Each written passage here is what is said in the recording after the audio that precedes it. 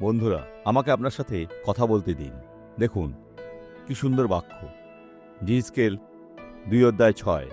হে মনুষ্য সন্তান, তুমি তাহাদের হইতে ভীত হইও না।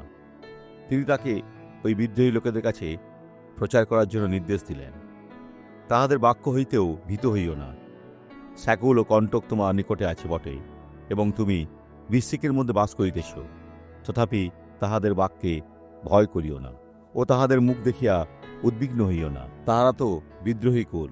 প্রচার করুন, বাক্য বলুন এবং ঈশ্বরের কাছে জ্ঞান প্রার্থনা করুন। আপনি অনেকে আগুন থেকে ছিনিয়ে এনে বাঁচাবেন, এটাই প্রদর্শনী। আসুন প্রার্থনা করি। পিতা, আমি প্রত্যেক ব্যক্তির জন্য কাঁদছি, যাদের হৃদয় কঠিন, যারা পাপে পতিত এবং তারা যে বিপদের মুখোমুখি হচ্ছে তা দেখতে পাচ্ছে না। এই জঘন্য প্রলোভন থেকে তাদের ছিনিয়ে নাও। আমি এই রাক্ষসকে বলছি, চলে যাও, তোমার সমস্ত মন্দ দূর করে দাও যিশুর নামে। আর আপনি বলুন, আমেন। ঈশ্বরের মহিমা হোক।